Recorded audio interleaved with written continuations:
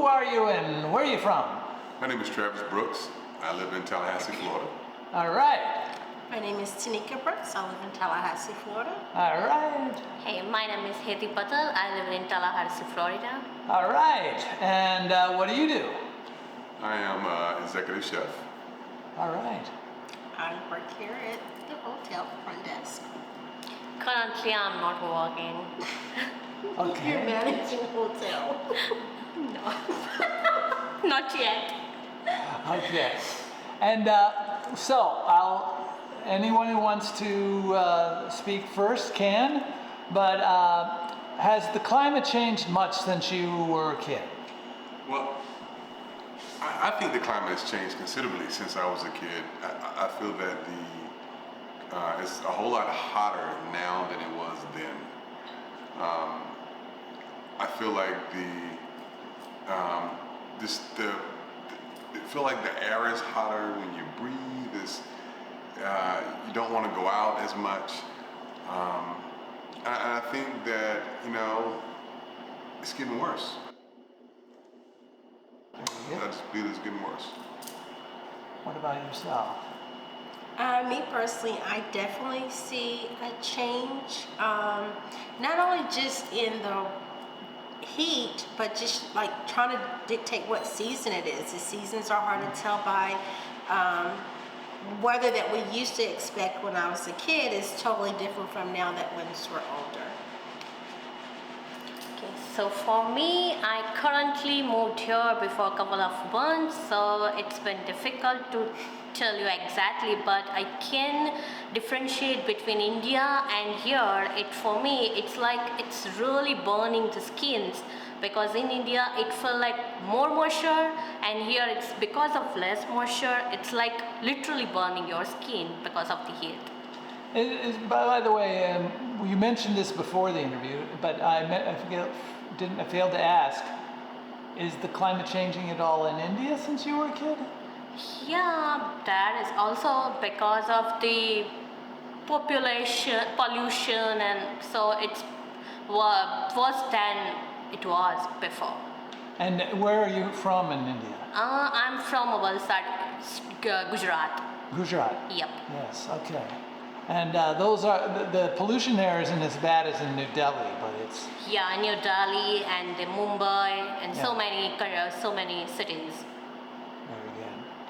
And so on a scale of 1 to 10, 10 being the most concerned, do you think about climate much on an everyday basis, and then where would you put yourself on that scale?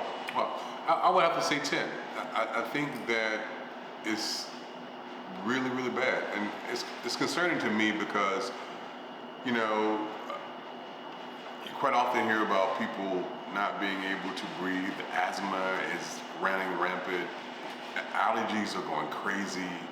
People are having a hard time just adjusting to just really breathing and just being able to adapt to the atmosphere, and not the atmosphere, but to just the heat, period.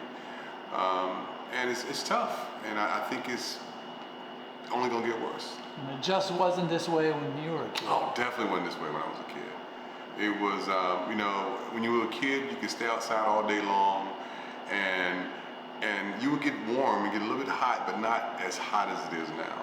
Now it's just about approaching unbearable. I would say for me, definitely a 10, but I think my reasoning is different. I think about like the water levels and people, like a lot of our senior citizens who've kind of settled and built a home in an area, but because of the climate and things like that, they're not as alert or aware of climate, and so now they're at risk of possibly being flooded out of their homes or having to pack up and relocate where they're at. Also with the heat and skin cancers and things of those natures. And so those are the things that kind of make me think about it more so, is like where we're heading to if we don't make a change, because it affects so many people. This is nothing that affects one area, but climate control can affect everybody, like worldwide. So I do think about it quite often because of the fact of how it can affect so many people in so many different ways, from living arrangements to health. heat strokes, and then also you think about employment because the heat is like it is, and then how are these people able to work in these type of conditions? So those are the things that I think about when I think about climate control. And so you would put yourself on a scale of 1 to 10. 10? 10 also, okay. And For me, I would say it's 10 because I'm completely agreed with both of their reasons. So yeah, for me it's 10. And so finally, what about the future? Are you optimistic or pessimistic? And is there anything we can do about it? I'm definitely concerned about our future, so I'm optimistic. When it comes down to our future, quite often I would like to think that it's the Earth that's doing it herself. I call her her because it's the Earth, Mother Earth. It's really, I like to think that she is shifting and she's gonna redo herself and get herself back, correct and get herself back in order. But I think she needs some assistance, and I think if we don't do our part, she can't do her part. And so it's really I feel this in man's hands. If men and if people on the earth don't grab a hold of this idea that, that this is real, then we're in trouble. Personally, I think she needs some assistance. That makes you optimistic, pessimistic? Optimistic. Wow. Yeah. And how about yourself? I feel like I'm in the middle, optimistic and pessimistic, and then I would say the reason why I'm in the middle is because agreeing with him that it definitely needs some assistance from us. And I want to commend you for what you're doing is getting the word out and talking to everyday people, because it's about exposing to the truth and enlightening people about what's really going on and educating them on it. But I feel very optimistic about it because I also feel like that if we do the right things and we get the people in a place to where they understand it, we still have time to prevent it before it gets too bad. So you're in the middle, you're not... Yeah.